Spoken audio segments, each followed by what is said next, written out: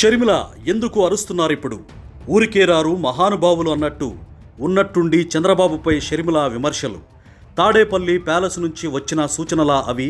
ఓహో, షర్మిల చేసే కామెంట్లకు వైసీపీ అనుకూల మీడియాలో స్పేస్ దొరుకుతోంది. ఏంటమ్మా, ఏం జరుగుతోంది లోపల? వైఎస్ షర్మిల చంద్రబాబుపై ఉరమడమే కాస్త పెద్ద విషయం అనుకుంటే, దానికి వైసీపీ సపోర్ట్ మీడియా స్పేస్ కల్పించడం మరో అద్భుతం. ఇదంతా అన్నా చెల్లెల మధ్య చిగురిస్తున్న అనుబంధానికి ప్రతీకగా చూడాల్సిన అవసరం ఉందా? ఎస్, ఖచ్చితంగా. ముందుగా ఇలాంటి బుల్లి అడుగులే పడుతుంటాయి.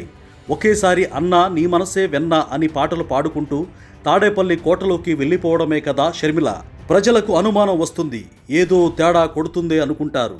అటు వైసీపీ కార్యకర్తలు కూడా షర్మిలను అంత ఈజీగా అంగీకరించరు. అందుకే ముందుగా చంద్రబాబుపై వీలైనంత విరుచుకుపడాలి. జగన్ శైలిలో జగన్ కోరుకుంటున్నట్టు చంద్రబాబును, టీడీపీని తిట్టాలి. అది జగన్ అభిమానులకు విపరీతంగా నచ్చాలి. వైసీపీ కార్యకర్తలను మెప్పించాలి. అప్పుడు గాని తాడేపల్లి కోటలోకి అడుగుపెట్టే ఛాన్స్ ఉండదు ఆ వదిలేసిన బాణానికి. మొత్తానికి ఇది ప్లాన్. లేకపోతే పండక్కి ముందు ఈ బీద అరుపులు ఏంటో ఈ చెల్లికి. ఎప్పుడు యాక్టివ్గా ఉంటుందో, ఎప్పుడు నిద్రపోతుందో తెలీదు. ఉన్నట్టుండి మీద పడిపోతుంటుంది.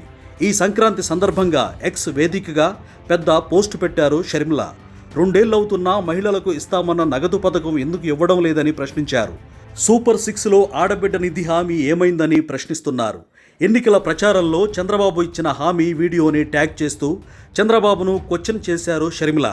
ఇంతకీ ఈ ప్రశ్నలు ఇప్పుడే ఎందుకు వస్తున్నాయో?